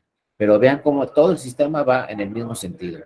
Cualquier norma que no se ajuste a la Constitución, cualquier norma que no se ajuste a un tratado internacional, puede inaplicarse al caso concreto. Entonces hay que tener mucho cuidado con esto, porque por lo pronto yo cuando fui a la escuela no me enseñaron todo esto. Cuando fui a la escuela me dijeron, tú aplica el código penal, tú aplica el código civil, tú aplica el código electoral en tu demanda y listo. Todavía no se hablaba en esos tiempos de que tenemos que revisar en primer lugar qué dice la Constitución, qué dicen los tratados, y no se les pase también cómo se ha interpretado la Constitución y los tratados por los órganos máximos constitucionales. Es decir, también tenemos que revisar siempre la jurisprudencia de la Corte, tenemos que revisar siempre la jurisprudencia del Tribunal Electoral y tenemos que revisar también siempre la jurisprudencia de la Corte Interamericana de Derechos Humanos. Eso es lo primero que tenemos que revisar y lo primero que tiene que aplicarse cuando se resuelva un asunto. Entonces, si yo voy a presentar una demanda, también lo primero que tengo que hacer valer en mi demanda es la Constitución, los tratados, jurisprudencia de la Corte, jurisprudencia de la Sala Superior y jurisprudencia de la Corte Interamericana de Derechos Humanos. Así debo de presentar mi demanda, así debo de plasmar mis argumentos en mi demanda, iniciando con la Constitución, con los tratados, y ya después me voy a la ley. Ya después me voy a los lineamientos y finalmente quizá también haga valer normas estatutarias. Pero tengo que empezar con la Constitución, tengo que revisar qué dice la Constitución y también tengo que revisar qué dicen los tratados internacionales. Pero muchas gracias, Jorge, por tu participación. Es un asunto muy interesante y habrá que darle seguimiento a ver si tenemos después otros precedentes sobre este tema que es muy interesante, ¿no? Bueno, también nos dice esta ley, los estatutos deben contener y garantizar la protección de los datos personales de las personas. En sus órganos internos deben tener un órgano encargado de cumplir con las obligaciones de transparencia y acceso a la información. También podrán solicitar al INE que organice una elección. Esto ya ha sucedido por parte de partidos políticos. Podrán solicitar al INE que organice la elección de sus órganos de dirección con cargo a sus prerrogativas. Es decir, cualquier partido le puede decir al INE, tú organiza la elección para renovar a mi dirigencia. Y ya han llegado casos al tribunal donde le dicen al tribunal, oye, el INE organizó mal la elección, ¿no? O aquí pasó estas inconsistencias en esta elección. Pero hay las dos posibilidades, ojo, que el propio partido político organice su elección para para sus órganos directivos, que sea el propio partido, o que el partido le diga al INE, no sabes qué, INE, mejor tú organízame la elección para elegir al nuevo presidente y al nuevo secretario general. Eso también lo puede decidir el partido, si es el INE quien lo organice o si es el propio partido que lo organice. Y cualquier tema se puede impugnar ante el tribunal, ya se haya organizado la elección por el partido o se haya organizado la elección para esa dirigencia por parte del INE, pues cualquier irregularidad que se advierta se puede impugnar ante el tribunal electoral, ¿no? Y luego también la información pública, el padrón de militantes con apellidos, nombres, fecha, afiliación, es decir, deberá tener el partido político también, pues un padrón electoral de todo lo que suceda dentro del partido y quiénes son.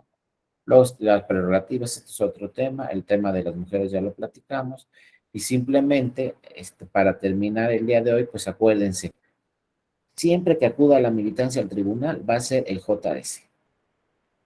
Ojo, si yo soy militante y estimo que se me está afectando algún derecho, algún acto, hay una norma estatutaria que me está afectando, voy a acudir al Tribunal Electoral vía la protección de los derechos político-electorales, ¿no? En este caso, de los militantes, ¿no? JDC, que es Juicio para la Protección de la Ciudadanía, en este caso la ciudadanía como militante, porque están impugnando un acto dentro de su partido político, una resolución dentro de su partido político, o incluso, como ya lo analizamos, están impugnando una norma estatutaria dentro de su partido que les está afectando. Ojo, hay otros casos también muy importantes donde no aplica el JDC. Sí, adelante, Jorge. Buenos días, te escuchamos. Hola, doctor Darío, muy buenos días. Buenos días a todos los compañeros.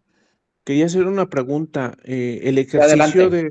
de revocación de mandato al interior de los partidos políticos, en ninguno hasta el momento he visto en sus estatutos que se encuentre este ejercicio.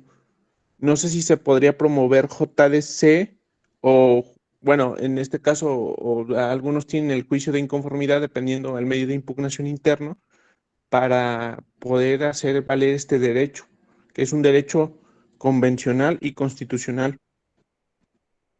Sí, pero ¿a qué te refieres? ¿Que dentro de los estatutos se diga que la militancia debe de participar en los procedimientos de consultas populares, Jorge? No, que exista un ejercicio de revocación de mandato de los dirigentes Ah, ok, estatales te refieres a la nacionalmente. dirigencia. Ajá, Ok, sí, sí, a eso me sí, refiero. fíjate que sí sería es una muy buena idea la que señalas, que dentro de los estatutos pues también se creara esta figura. Sin embargo, hasta ahorita lo que ha señalado la Corte y el Tribunal es que los partidos políticos pues son libres para crear sus normas internas, son libres para crear sus estatutos. Entonces, de alguna forma no podemos obligar, oye, ¿sabes qué? Establece esta norma estatutaria de revocación de mandato. No, no lo podemos obligar, es lo mismo que sucede en las entidades federativas. No podemos obligar que dentro de un estado se implemente este tema de revocación de mandato, por ejemplo, de una gobernatura. Eso lo decide el Congreso estatal. Entonces acá dentro de los partidos lo debería decidir la militancia, quizá mediante votación. Lo que sí debe existir, Jorge, aquí es un procedimiento donde participe la militancia. Por ejemplo, proponerle a la militancia, ¿ustedes están de acuerdo o no están de acuerdo con implementar dentro de nuestras normas estatutarias la revocación de mandato del presidente y del secretario general? Y que mediante una votación democrática dentro del partido se decida si van a crear una norma, un estatuto que diga, pues vamos a crear esta revocación de mandato para la dirigencia dentro de mi partido. Creo que es una muy buena idea, pero esto no puede ser obligado por un tribunal ni por ninguna otra autoridad. Debe decidirlo la militancia mediante un proceso de votación para modificar sus estatutos e incorporar esto, que a mí me parece una muy buena idea. Si ya está para la figura de la presidencia, pues yo desde mi punto de vista, pues también estos asuntos deberían de estar pues para otros cargos y en su caso dentro de un partido, pues para la presidencia o la secretaría general del partido, también puede incorporarse esta figura de la revocación del mandato. Acuérdense que todas las consultas que se le pregunte a la ciudadanía o a la militancia son procedimientos que van a fortalecer la democracia dentro de un partido o la democracia en un país. Cualquier procedimiento de consulta que en México no estamos acostumbrados y todavía no tenemos todos los procedimientos de consulta que deberíamos de tener, son importantísimos. En los países más avanzados, para mí los países más avanzados son los países anglosajones, como son Inglaterra, Canadá, Estados Unidos, entre otros. Esos países, fíjense, los procedimientos de consulta son importantísimos y hay procedimientos de consulta para todo. En Canadá, si van a hacer un puente, pues a ver, pasen la consulta. ¿Hacemos este puente o no hacemos este puente? Por ejemplo, en Canadá llegaron hasta el extremo, ¿no? Quebec, que es uno de los estados más grandes de Canadá, pues hace unos años hubo una consulta, porque Quebec quería separarse de Canadá y ser un país independiente. Entonces sometió a consulta de todas las personas dentro de Quebec, todas las ciudadanas y los ciudadanos dentro de Quebec, que votaran esa consulta. ¿Y saben cómo quedó el resultado? 52% dijeron nos queremos quedar en Canadá, 48% dijeron queremos ser un país independiente. Y se respetó la consulta. Entonces, eso que señalas, Jorge, es muy importante, que se hagan más procedimientos de consulta a nivel federal, a nivel estatal, a nivel municipal. Aquí en la Ciudad de México, hace poco tuvimos una consulta donde se nos decía, aquí hay determinados recursos, ¿qué quieres? Que se vaya el dinero en seguridad, en alumbrado, en hacer un hospital, etcétera, y se le consultó a la ciudadanía, aquí en la Ciudad de México. Así debe ser en todas las entidades federativas. Y lo mismo que señala Jorge muy bien, también dentro de los partidos políticos debe haber ciertas consultas. En este caso, pues ¿quieres que siga tu presidente o no quieres que siga tu presidente del partido? ¿Quieres que siga el secretario general o la secretaria general o no?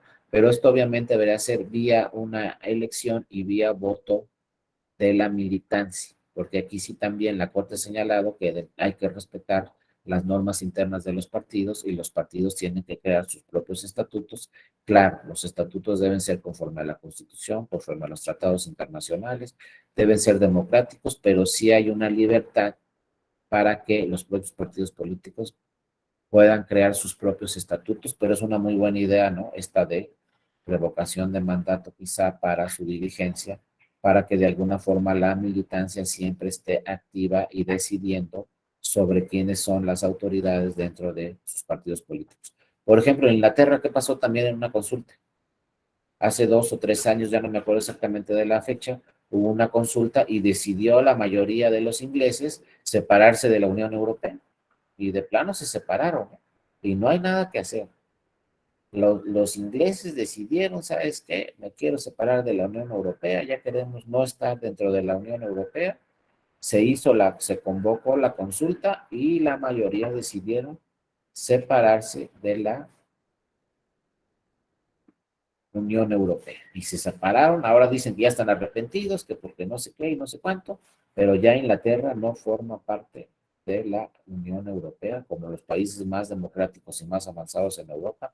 Inglaterra no forma parte de la Unión Europea, atendiendo a este tema de la consulta popular. Es importantísimo. Si queremos fortalecer la democracia en un país, nos tenemos que ir directamente a la consulta popular y que sea directamente la ciudadanía la que decida sobre determinados temas, no solamente elegir a los que nos representan, sino también la consulta popular, ¿no? También puede ser el referéndum, el plebiscito, etcétera. Todos esos medios donde participamos las ciudadanas y los ciudadanos son muy importantes para tener también una democracia directa y se nos consulte a la ciudadanía sobre algún proyecto, sobre alguna reforma electoral, alguna reforma constitucional. ¿Cuántas veces se le ha preguntado a la ciudadanía sobre alguna reforma, algún tema? Muy pocas veces se le pregunta a la ciudadanía sobre reformas legales en otros países del mundo. Sí se les pregunta a la ciudadanía si quieren tener una reforma constitucional o legal en tal sentido. Sí, adelante, Julio. Buenos días. Hola, buenos días. Buenos días a todos. Este,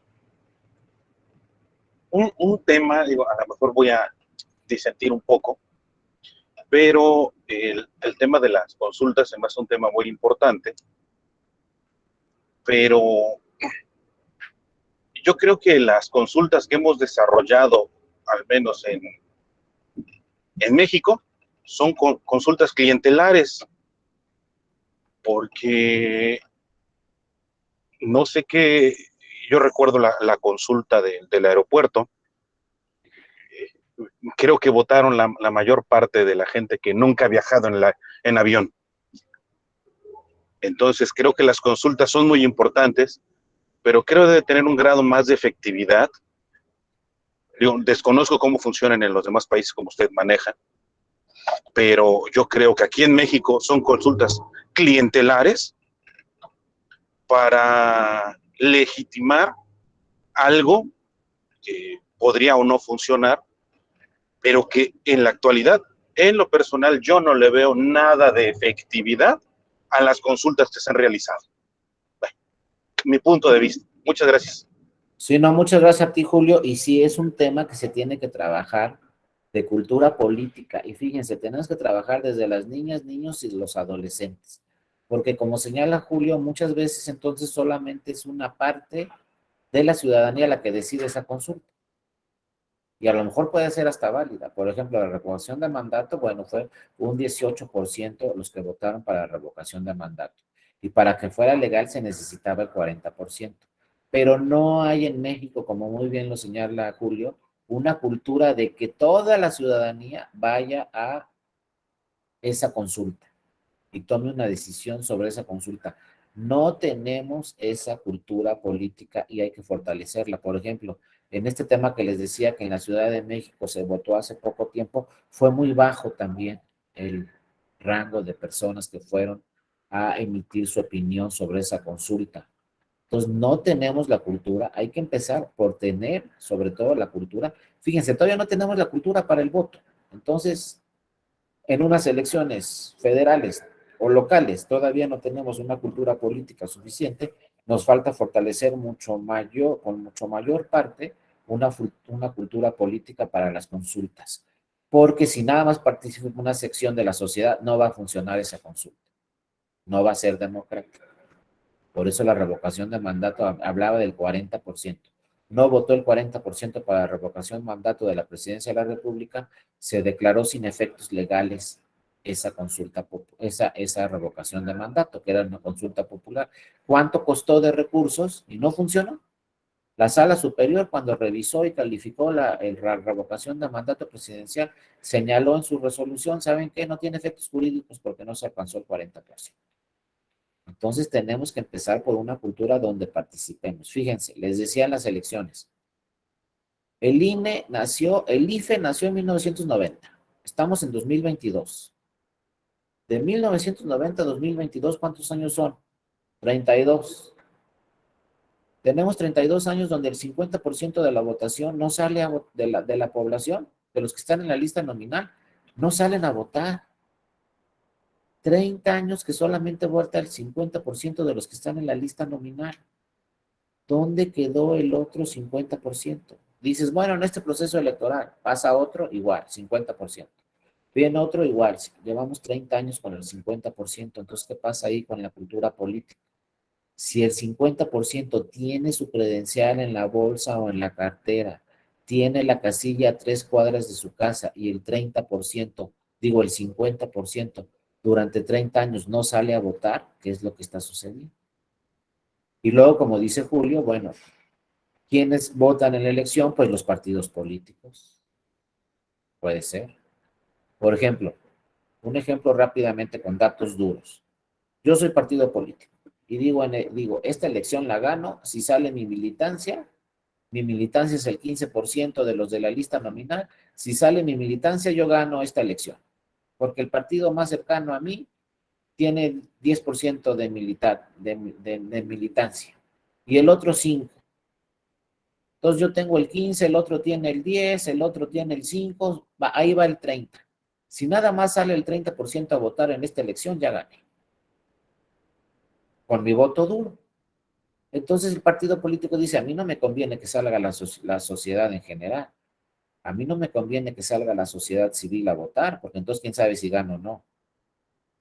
Y entonces que luego muchas veces que piensa la ciudadanía, ¿para qué salgo a votar si siempre ganan los mismos, no sé qué, no sé cuánto? Pero si no sale la sociedad civil a votar, entonces ganan los partidos políticos con su voto duro, con la militancia y los simpatizantes. Pero para tener una verdadera elección democrática, tiene que salir también la sociedad civil a votar. Y llevamos 30 años y el 30% no sale. Hay que revisar ese tema muy a fondo, porque un 50% no sale. Entonces, como dice Julio muy bien, primero tiene que salir el otro 50% a votar en elecciones federales y ya después debemos implementar este tema de las consultas populares. Porque si tenemos consultas populares como la revocación de mandato, que solo salió el 18%, ¿cuánto costó? Y de nada sirvió, porque la ley dice necesitamos 40%. Entonces hay que trabajar en la cultura políticas, trabajar en la cultura democrática, desde las niñas, niños, desde los adolescentes, implementarles que tienen que salir a votar el día de las elecciones y posteriormente ir implementando este tema de las consultas populares. Pero de verdad, para tener un país debidamente democrático es muy importante la consulta popular, empezando, como dice Jorge, dentro de los partidos políticos, que todo se someta a la militancia y que la militancia vote dentro de los partidos políticos para tomar sus decisiones. Sí, adelante, Joel, te escuchamos. ¿Qué tal, profe? Fíjese que como otro dato interesante que usted hablaba de vamos a decirlo así, el mundo de lectores, pero y que viene en relación precisamente a lo que comentábamos hace rato de la elección extraordinaria del Senado de la República en el estado de Nayarit. A mí me tocó estar ese día precisamente en Nayarit y había casillas donde votaron 15 personas. Había casillas donde votaron 10 personas. O sea, la verdad es que también, por ejemplo, el costo de la elección extraordinaria o el costo que tuvimos o que tuvieron que pagar los nayaritas y los mexicanos en general por una senaduría más, por ese espacio acéfalo que dejó el actual gobernador de Nayarit, pues la verdad es que fue bastante caro. Ahí se empataron las elecciones con una elección también extraordinaria del estado del municipio de La Yesca. Y la verdad es que la votación fue bastante baja. Y yo nunca había visto una elección tan baja en lo que he tenido la oportunidad de ver elecciones. Y la verdad es que efectivamente existe pues un desánimo de la gente por participar en un proceso electoral. Ya vemos la revocación de mandato, una consulta popular o la misma elección, pero sí hay un desánimo bastante fuerte de la ciudadanía. Exactamente, Joel, hay que trabajar muy bien esos temas porque sí hay en varios municipios e inclusive en entidades federativas donde está bajando la participación ciudadana. A pesar de que la lista nominal cada año es más grande y cada año somos más personas en la lista nominal, la participación ciudadana está bajando. Entonces hay que ver exactamente cuál es el punto de quiebre, qué es lo que está sucediendo, qué está pasando, por qué no está motivada la sociedad en general para salir a votar. Porque como muy bien lo dice Joel y como dice Julio, para que estos procedimientos sean verdaderamente democráticos, pues tiene que salir la ciudadanía, la mayoría de la ciudadanía a votar. No podemos tener una revocación de mandato con el 17% de los que están en la lista nominal, porque la propia ley lo dice, no tiene efectos legales. Necesitamos ver cómo trabajar para este tema de participar más en las elecciones, en los procedimientos de consulta. Por ahí hay un estudio muy importante que hicieron un grupo de ingleses en México. Yo no sé si sea cierto o no, habría que comprobarlo, pero los ingleses dicen que cuando los procedimientos de participación ciudadana y los procedimientos de elecciones sean vía electrónica, vamos a tener una mucho mayor participación ciudadana. No sé exactamente en qué consiste el estudio, pero nos dicen los ingleses, miren, aquí tienen un porcentaje de 50% durante 30 años. En algunos estados votan más, como en la Ciudad de México ya ha votado el 70%, en Yucatán votó el 69%, pero hay estados del norte donde todavía hay ayuntamientos donde se votó el 20% de la lista nominal. Entonces dice ese estudio de los ingleses, el voto electrónico va a lograr que superen ese 50%, van a tener un 70 hasta un 80, quizás hasta el 90% de participación ciudadana, si la elección es vía voto electrónico, vía celular, computadora, tableta. Todavía nos falta para eso, porque de entrada necesitamos una cobertura de internet nacional. Y bueno, será por urna electrónica quizá al principio y después ya sea internet o quizás sea híbrido, pero si hay estudios que dicen en el momento que un ciudadano pueda votar desde su celular, vamos a tener una mayor participación ciudadana. Es un estudio, es teoría, yo no sé, pero actualmente en el Senado se está trabajando sobre el voto electrónico. Veremos si el voto electrónico, de verdad, ya cuando se implemente a nivel nacional, pues puede subir la participación ciudadana y entonces quizás sea una solución el voto electrónico, que bueno, no sabemos si se implementa en el 2024, pero por ejemplo, ahorita ya en algunas entidades federativas en estas elecciones de 2022, como en Tamaulipas, creo que en Tamaulipas iba a haber algunas casillas, 50 casillas por ahí, donde ya se va a implementar el voto electrónico como una prueba piloto. Veremos si vía voto electrónico podemos tener una mayor participación. Si es en urna electrónica, creo que seguimos en las mismas condiciones porque hay que ir a la casilla.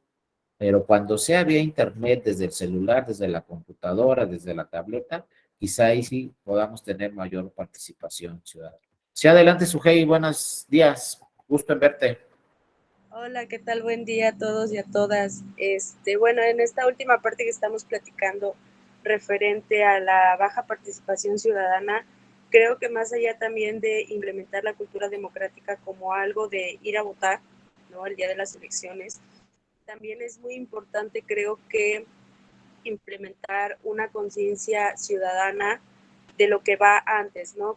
Ahorita, por ejemplo, usted mencionaba que la lista nominal cada vez es más grande, pero ¿qué pasa? ¿Por qué la gente no vota? ¿Cuántas personas, me incluyo, ¿no? Porque ese fue mi caso en 2018, cambiamos de domicilio, cambiamos de ciudad, cambiamos de residencia, cualquier cuestión, y no cambiamos nuestra credencial, ¿no? ¿Cuántas veces se nos vence la credencial? E igual es como de, ay, luego voy. Y luego, pues el INE, ¿no? El Instituto Nacional Electoral todavía es permisivo porque dice, bueno, se te venció, bueno, pues va, vota, ¿no? Pero y si, por ejemplo, no coincide con mi domicilio actual, pues obviamente no voy a poder votar, ya sea que porque mi casilla queda muy lejos o en otra ciudad. Y a pesar de que sí se podría votar, ¿no? En el caso de presidente de la República en 2018, yo sí hubiera podido votar, pero pues las casillas especiales llega un punto en el que se saturan completamente y pues no, o sea, hasta cierto punto ahorita todavía es un remordimiento conmigo mismo porque iba a ser mi primera votación presidencial y no logré participar de esa situación de no cambiar mi credencial a tiempo o de ir con tiempo a la casilla especial.